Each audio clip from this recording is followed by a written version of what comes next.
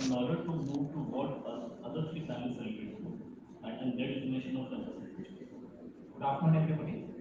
So I'd like to start off with a quote from Rabindranath Tagore. What he said is that highest education is not just assimilating information, and information is the key word.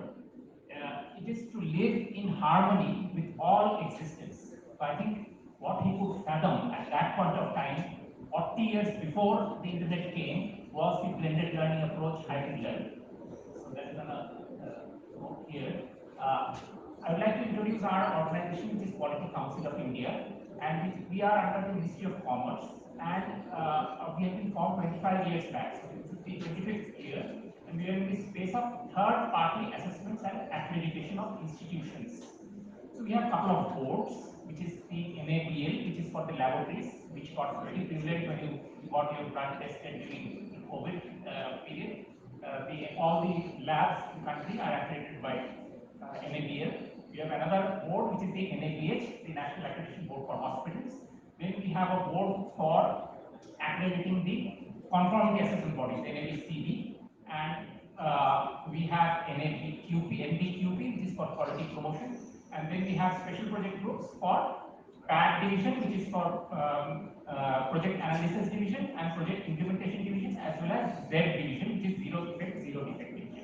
Now coming to my board, which is the National Accreditation Board for Education and Training, we accredit from K-12 segment, that is school segment, to the higher education segment.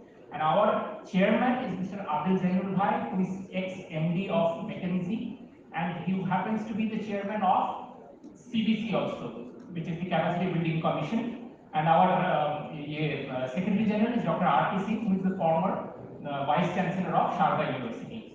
Now, coming to this Capacity Building Commission, at the highest level, there are 800 institutions which does training for civil servants, and that matrix has been executed by us, which has 8 pillars, out of which one pillar is digitalization. About 66 institutions are under accreditation currently.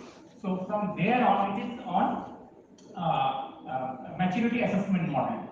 So going forward, during the pandemic, from the brick and mortar model, we have to shift to the looking at the blended learning approach. So a learning service provider maturity conformity assessment framework was designed in the lines of ISO 21001, which is EOMS, Education Organization Management Systems, and ISO 29993, which is for LSP, so which is Learning Service Provider. So these two standards were put together, and this new standard was put in place, and which is in vogue today.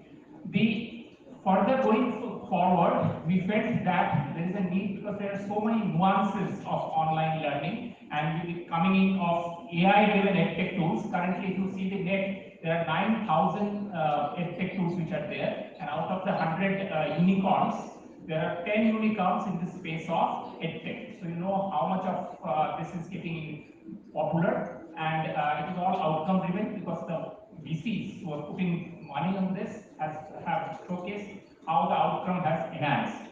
So going forward, we designed framework, a 5-point framework. The first one was ITS, Intelligent Tutoring System, which is adaptive system and personalized learning. Second was EMIS, which is Education Management Information Systems, or CMIS, Campus Management Information Systems.